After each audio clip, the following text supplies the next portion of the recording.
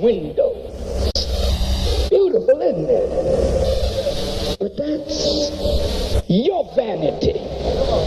You made that. Who's the architect that made it? You the architect. Who are you?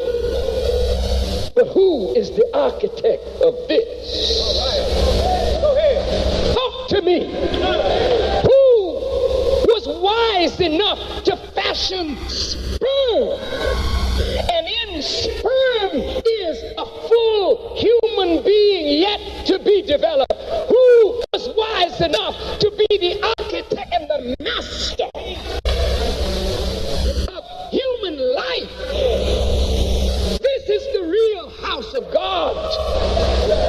There's no cathedral, no mosque, nowhere on the earth more valuable than you. You are the real house of the living God.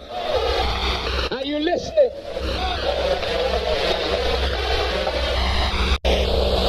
But you put more value on the house of stone built by men than you put on the house of flesh made by God.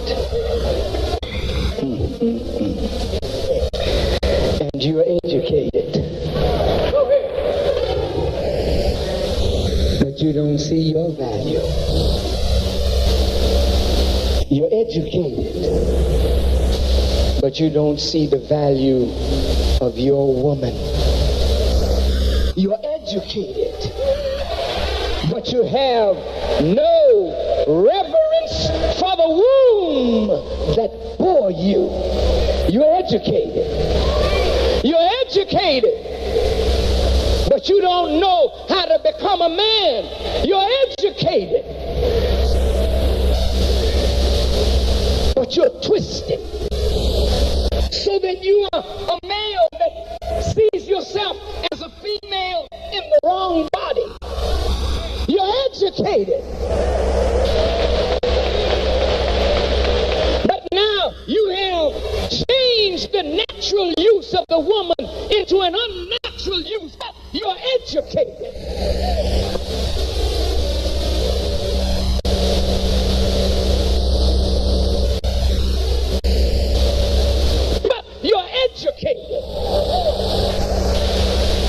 You're educated, but the dogs treat their own better than you treat your children and your wives and each other, but you're educated. Stop the killing.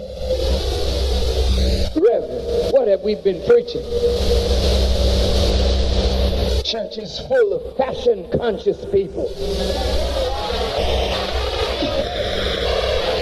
bringing their latest styles to the house of God, but not bringing their hearts to be taught, edified, grown into manifestations of God. But you're educated. You've got all these letters behind your name. The number one letter is BS. That means Bachelor of Science. Bachelor of Science. BA, MS, MA, LLD, MD, DD, PhD.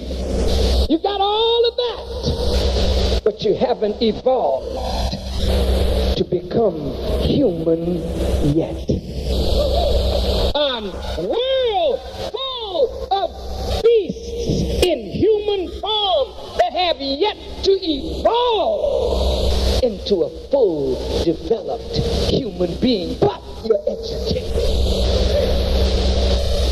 You're educated. You're so educated that you cannot integrate your education to become whole in your knowledge. You stand like a branch or a twig on the branch of knowledge in your area of specialty. But you can't relate your area of specialty to another area of specialty because the way you've been trained, you can't see the whole. I just want to talk to you tonight. We're just going to stop the killing. Beloved brothers and sisters, the Bible opens with a book called Genesis. In the word Genesis, you have the word genes. Genesis is the beginning, and the beginning of us is our genetic makeup.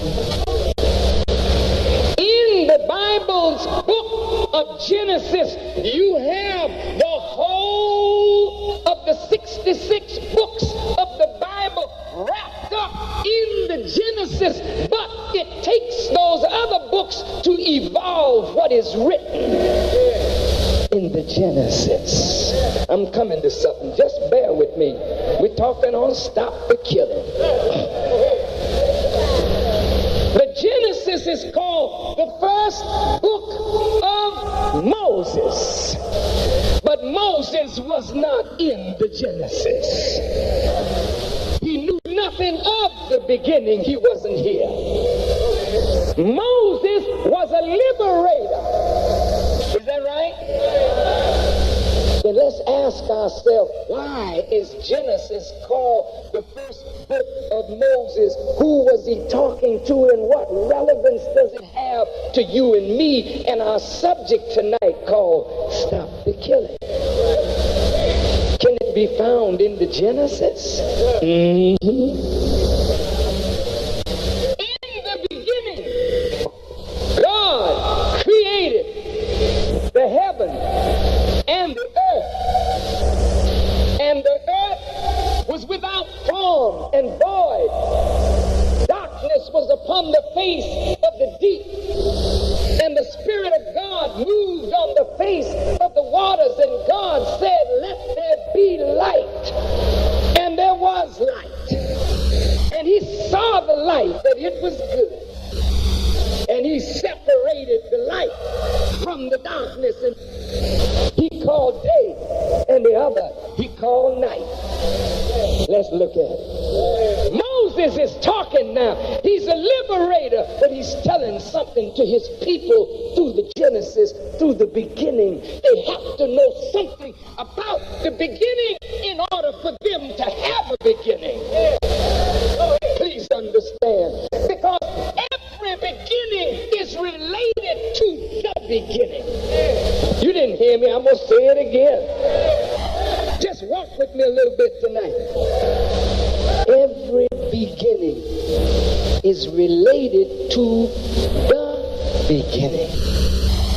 Everything in the beginning was in darkness. And that's how we began. In the darkness of our mother's womb. Talk to me. No light there, just darkness, huh? In the beginning, God created heaven and earth. Stop right there. Why did you say that, Moses? I've got to show my people the relationship between heaven and earth. Because earth can't do nothing without that relationship with heaven. What you mean? God brought light out of darkness. Now the light of the sun is what energizes earth.